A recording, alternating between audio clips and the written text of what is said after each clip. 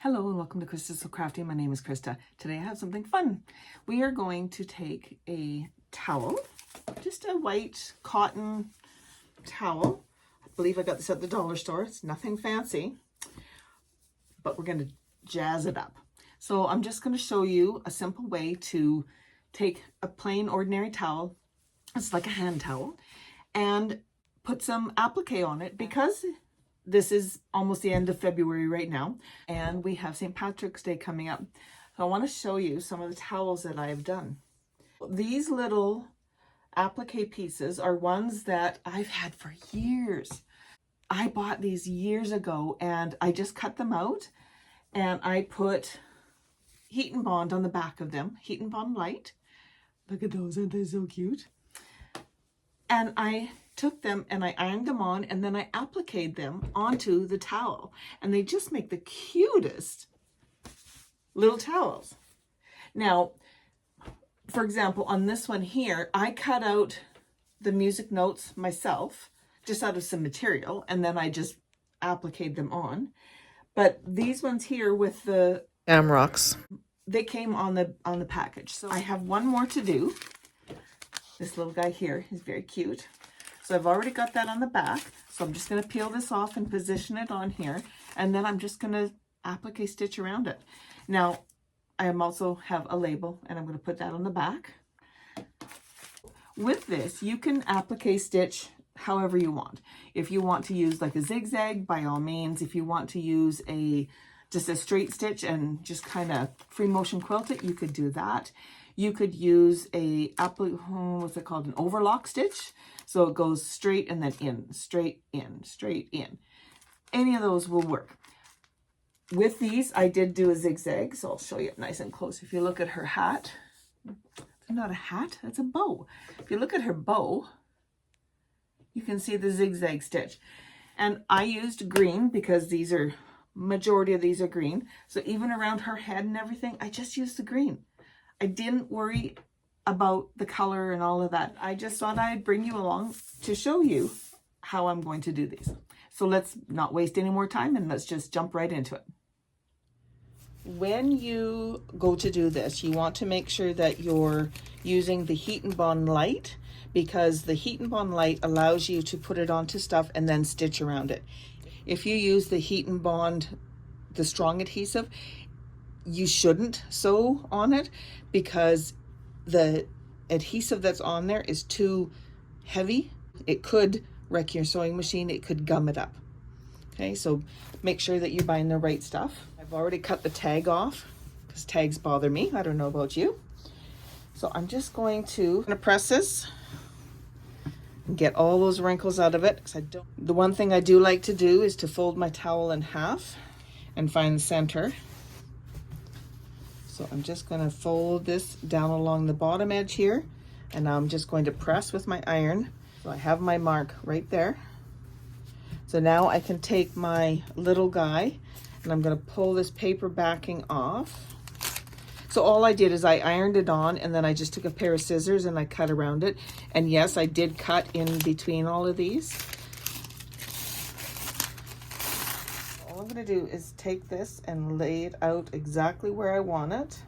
I'm trying to center it, move it over a little bit more. And this is my line here. So I'm just going to fold that for a second just so I can see. So I'm going to move this down like that. All right. And then I'm just going to press it down. And the nice part with the Heat and Bond is that it will adhere it to the material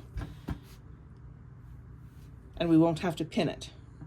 Now, if you don't have Heat and Bond, what you can do is use a glue stick.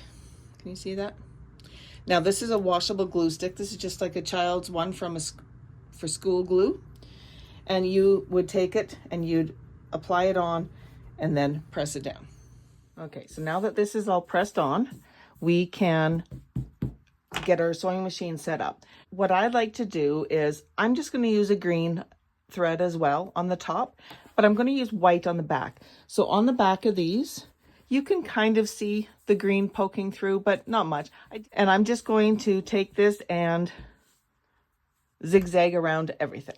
Now I do have my label. I am going to put on the back right down here. This is where I like to place it. And I'm just going to use white to sew that on. So I'll put a pin in there. I have my white thread in, so I'm going to sew this label down first. If you don't have a label, obviously you skip this part. And I'm just using a zigzag for this. I have it at 5 for the width and 4 for the length. So I'm just going to zigzag around it. You could even do 3 for the length if you wanted.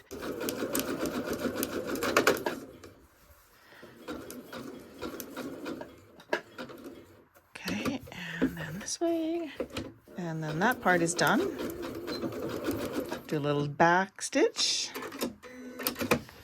And we'll clip off our thread if I can find it. White on white is always fun. The only thing worse than white on white is black on black. So there's our name tag sewn on. And now I'm going to switch out this white thread for a green. Who has a needle threader on their machine? You know, I never had one until I bought this Janome. But I tell you what, I love it. I'm going to start, it doesn't matter where you start. I'm just going to start right about here. Now, I'm actually going to trade out this foot because my favorite one to use is an open-toed. I don't know if I can find it here. Then I can see exactly where I'm stitching. So I'll show you this one here. So if you have a Janome, this is a F2. Here. We still want to bring our thread down in behind, and then we're just going to stitch. And I lift my presser foot and I turn my work. Make sure everything is lying down nice. Like that. So I wanted to pop in here and just mention that these little pieces are kind of a pain in the butt to do, just so you're aware, but persevere and you will get the job done. I'm just going slow around the corners and around this little joins of the feet. Going nice and slow, taking my time and stopping and turning, lifting my presser foot, arranging the angles.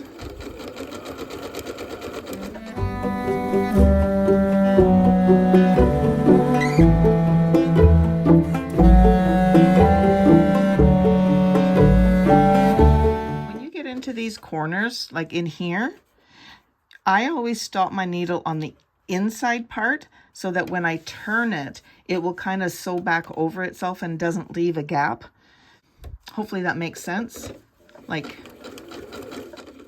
leave it in the inside, lift my presser foot and turn, and then I start sewing and it kind of sews over itself so it doesn't leave a big hole.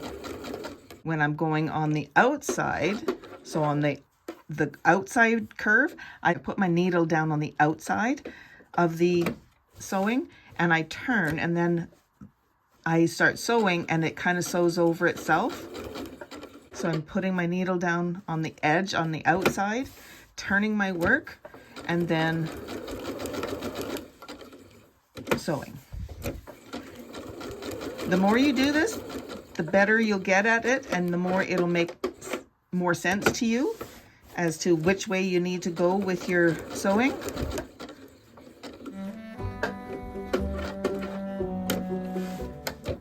But that's it. I'm just going to continue going all the way around.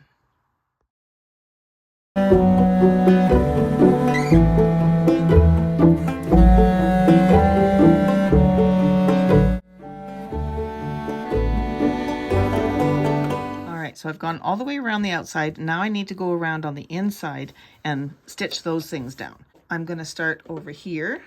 Again, it doesn't matter where you start. Okay, keep your thread over here and start sewing. And that, my friends, is all there is to it. So as you can see, I've sewn all the way around. Now, if you wanted, you could, you know, if you were using a straight stitch, you could go around his face and around the plant pot and, you know, his legs and stuff like that. But I just wanted it sewn on, and I think it's so cute. I really, you know, I was always scared to do applique because I thought, oh, it's so intricate and detailed and all that. But really, you know, you just get in there and start doing it, and it's fun. And these little patterns, these little pictures from different companies make it so easy because you just cut it out and put it on and then sew it. It makes it fairly easy. Now, you can get into a lot more detailed with your applique, which I've kind of gotten back into again lately, and oh my goodness, I am really enjoying it. These were really so much fun, and I just love the variation. Now, I can guarantee you that I won't be keeping all of these. My daughter and my daughter-in-law will probably each get one. I know they'll probably snag onto one. I'm going to try to keep this one for myself. I think they're all just so cute. And you know what? A very inexpensive way to fancy up a towel. You know what you could do? I have a video on how to make the towel toppers. So you could make a topper for this, and then it would hang off of your stove or off your towel bar with a top on it. I'll link some of that down below for you, or up here. I never know which way to point, so it's up here somewhere. I really hope that you enjoyed this today. It was just such a quick and easy little project that I wanted to get done. Thank you again for joining me today on Krista So Crafty. If you enjoyed this video, please give it a thumbs up, consider subscribing to my channel, and click on the bell to receive notification every time I upload a new video. I will put a couple of videos here for you to watch while you're waiting for me to upload a new video. Thank you again, and happy crafting.